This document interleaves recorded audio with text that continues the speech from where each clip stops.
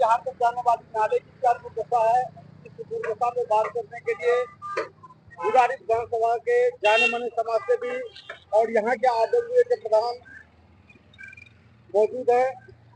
मैं बुराड़ी विधानसभा के जाने माने समाज सेवी रतन त्यागी जी से बात करना चाहता हूँ कि बुराड़ी में इस तरह की समस्याएं हैं जिससे हजारों गाड़ियां यहाँ से रोज गुजरती है, हजारों लोग रोज गुजरते हैं और यह लोगों के मन में आशंका बनी रहती है कि कब किस तरह की दुर्घटना घटित हो जाए। यहाँ की दीवारें टूटी हुई है, गहरी नाला है और आए दिन लोग उसमें गिरते हैं और मरते मरते बचते हैं। जानवरों का तो करीब करीब रोज ही गिरना आता है, लेकिन इसके बावजूद भी यहाँ के जनप्रतिनिधि इस तरफ ध्यान देने को तैयार नहीं है। क्या कारण है हम जानते हैं। बुराड़ी विधानसभा के जाने माने समाज सेवी रतन त्यागी जी से। रतन जी, आप जो यह दुर्दशा है बुराड़ी की, इस सड़क से यह संकीर्ण सड़क हो चुकी है और उसके करीब हजारों गाड़ियां रोज गुजरती है और लोगों के मन में यह आशंका बनी रहती है कि हो जाए, लेकिन इसके बावजूद भी यहाँ का कोई भी जनप्रतिनिधि इसको ध्यान देने को तैयार नहीं है। क्या कहना चाहते हैं आप? देखिए, हम लोग यहाँ के बाशिंदे हैं, इस मिट्टी में जन्म लिया है। अपने जीवन काल में, अब तक के जीवन काल में इतनी बुरी दुर्दशा हमने आज तक देखी नहीं है। ये हमारे प्रधान हैं यहाँ के, काफी बचपन से इनको जानते हैं, ये आपको ज्यादा विस्तार से बताएंगे, लेकिन मैं अपना बताऊं कि अपने जीवन काल में, अब तक के जीवन काल में इतनी बुरी दुर्दशा हमने देखी नहीं है। कई यहाँ पे एक्सीडेंट हो चुके हैं, कई लोग दंपत्ति यहाँ पे गिर चुके हैं, कई बच्चे गिर चुके हैं। आप ये देखिए, दीवार वो गिरने के लिए बिल्कुल तैयार है। ये देखिए कितना बुरा हाल है। ये देखिए, ये नरकीय जीवन उन्होंने बना दिया है। इसका सबसे बड़ा कारण तो यह है कि जो जनप्रतिनिधि है वो केवल और केवल घूसखोरी, भ्रष्टाचार और अपने व्यक्तिगत स्वार्थ में काम कर रहे हैं। उनको इस बात से कतई फर्क नहीं पड़ता कि जनता को क्या नुकसान हो रहा है, जनता को क्या असुविधा हो रही है। उनको केवल अपने भ्रष्टाचार में लिप्त है, केवल अपने व्यक्तिगत स्वार्थ में लिप्त है और जनता को छोड़ दिया उन्होंने भगवान भरोसे। आप जिए या मरे, उनसे कोई मतलब नहीं है उनका। प्रधान जी, आप जरा अपना परिचय देंगे पहले।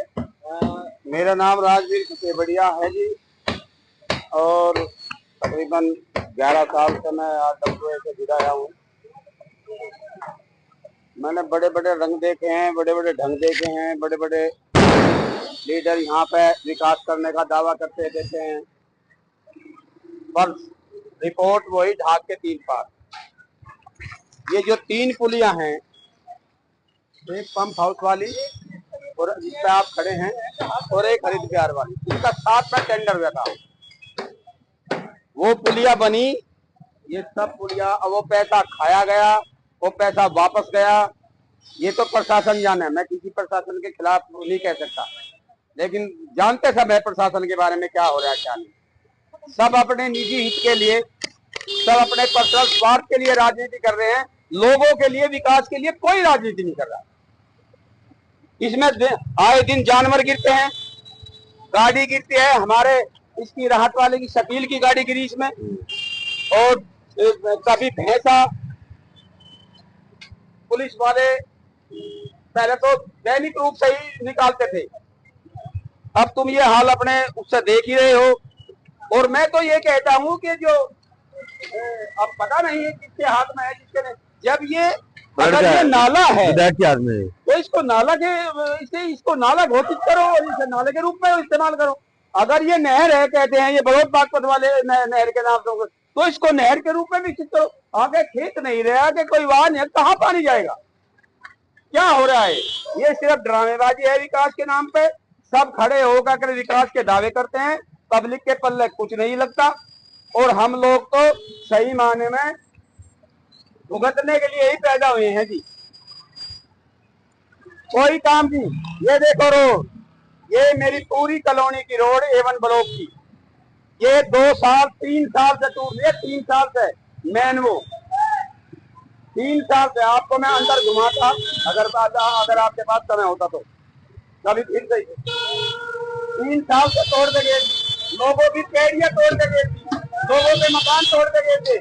कितने मकान लोगों के नीचे चले गए। गरीब लोग 2-2 कमरों के यहाँ की मकान बना रहे हैं, कहाँ से हर साल मकान बनाएंगे? कहाँ से लाएंगे पैसा ये गरीब लोग?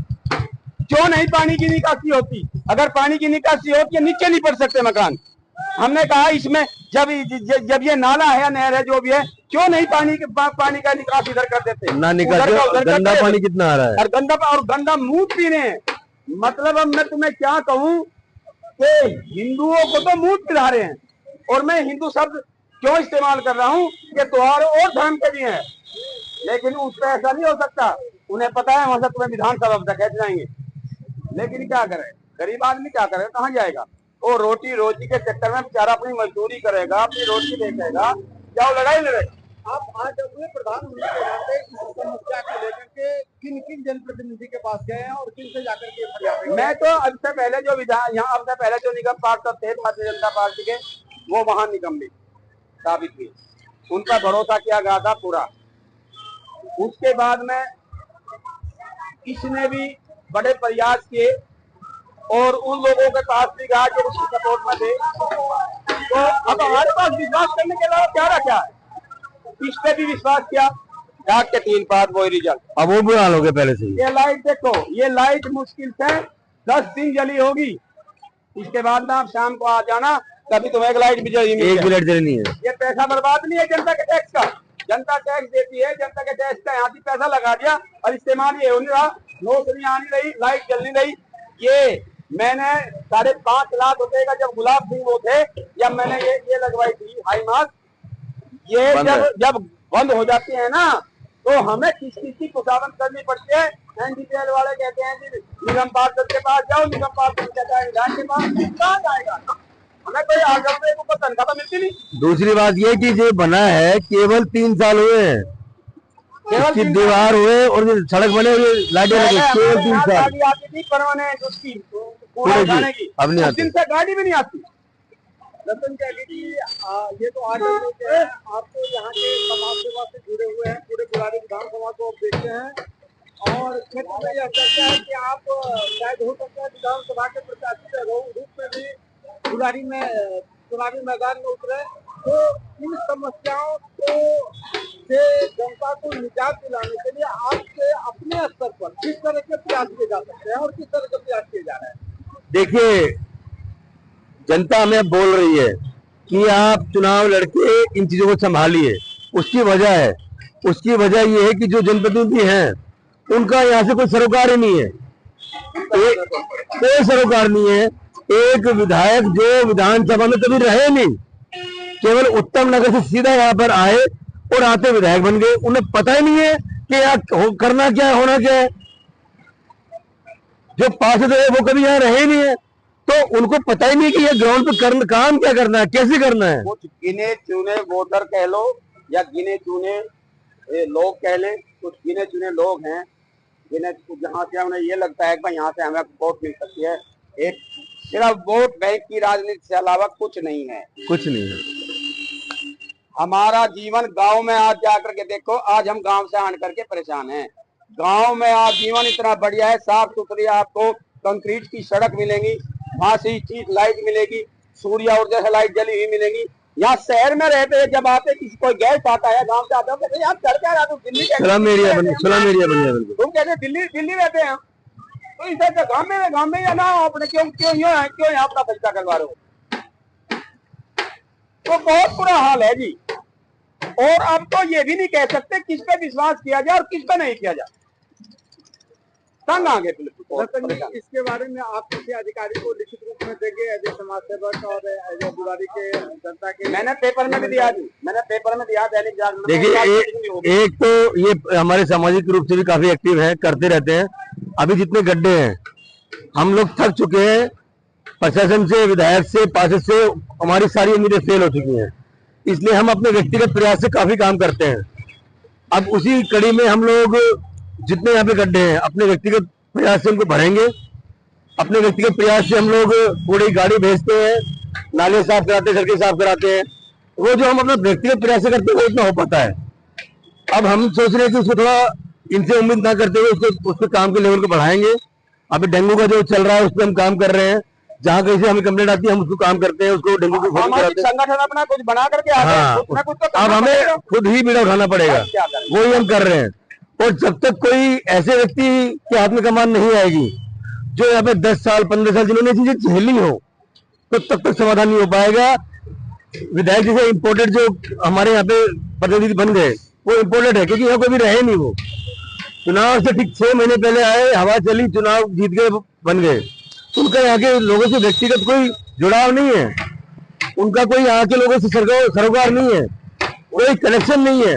ना उनको ये पता कि गड्ढा किस कॉलोनी में है, ना उनको ये पता कि कौन सी कॉलोनी ऊंची है। कुछ वो यहाँ कभी रहे ही नहीं। कुछ बातें ऐसी हैं कि लोग बाग उनको किसी दूसरे रूप में जोड़ने लगते हैं, उसे चमचागिरी कह सकते हैं, आप कुछ भी कह सकते हैं।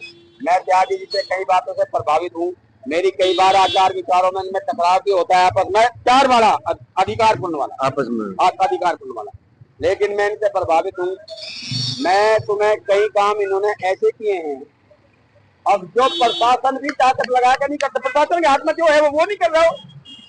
एक रोड है हमारे यहाँ, जो एक ही रोड है, वो सीधी जो विशाल में चली गई, उसमें इनका होता और इनका उसमें मैं मानता हूँ बहुत बड़ा नुकसान भी है रोड की वजह से। जबकि विधायक जी ने भी प्रयास कर लिए, सबने प्रयास कर लिया, वो खुल ली, इन्होंने मेहनत करी अपने यहाँ स्ट्रीट ब्रेकर वगैरह अपने क्षेत्र में, उसमें जो कर सकते हैं, पानी का टैंकर अपने पास से बहुत कुछ किया हमने, ट्रैक्टरों से, छोटे ट्रैक्टरों से। मैं क्या कहूँ आपके सामने, और एक सामाजिक आदमी इतना काम कर रहा है, और जिसके हाथ में पावर है, ताकत है, कुछ नहीं कर रहा। और अगर विधायक जी बोले कि मेरी बस का नहीं है, हम जिम्मेदारी लेते हैं इसकी, हम इसको ठीक कराएंगे। लेकिन वो अपने मुंह से बोले, सार्वजनिक रूप से बोले कि मैं नहीं करा पाऊंगा, मेरी बस का नहीं है। पुलिया इस पे कबाड़े पे टिकी हुई है अभी, अगर इसमें पानी आ गया तो वो नहीं रहेगा। आप देख रहे खड़े आपने सुना किस तरह से यहाँ विधायक और यहाँ के निगम पार्षद के प्रति लोगों में नाराजगी है, वह अपना कार्य ठीक से नहीं कर पाते हैं, जिससे लोगों के मन में काफी आक्रोश है। इस पुलिया की सभी लोग देख रहे हैं, जो यहाँ पर निर्माण के कार्य हो रहे हैं, और तो वहीं बैठा ना, वो टेंडर लगाओ, पैसा कहाँ गया ये भी कब पूछो ना। जिन लोगों का कहना है कि टेंडर पास होगा, लेकिन उससे कितने मारे हो कहाँ गए बात है, कुछ देखिए आना है वहाँ, देखिए आपको कुछ ध्यान देने को तैयार नहीं है। अब जनता इस देश में है कि आखिर इसमें जो भी संकटग्रस्त लोग होंगे या इससे उभरेंगे कैसे। मैं इस वीडियो के माध्यम से यहाँ के जनप्रतिनिधि, विधायक और निगम पार्षद से यह कहना चाहता हूँ कि जनता की समस्या को समाधान करे, नहीं तो जनता के हित में समाज से अब उम्मीद नहीं उनसे, हमें लड़ने के लिए मैदान में कोई उम्मीद नहीं पड़ता, आप कोई उम्मीद नहीं उनसे, इस बात प्रशासन से कोई को उम्मीद क्लियर कर दे कि हमारे बस की कुछ भी नहीं है। वह जो जनता के लिए काम करने के लिए आए हैं, वह बीड़ा उठाने को तैयार है और इस समस्या से जनता को निजात दिलाने के लिए बिल्कुल ही तत्पर खड़े हुए हैं। आप लोग देखते रहिए आज के न्यूज और इस पर अपनी प्रतिक्रिया दीजिए कि विधायक को क्या करना चाहिए, और एक समाज सेवक के रूप में रतन चाहिए और जो भी जनप्रतिनिधि जो समाज के लिए समर्पित है, उनको क्या करना चाहिए, इसके बारे में कमेंट जरूर कीजिए।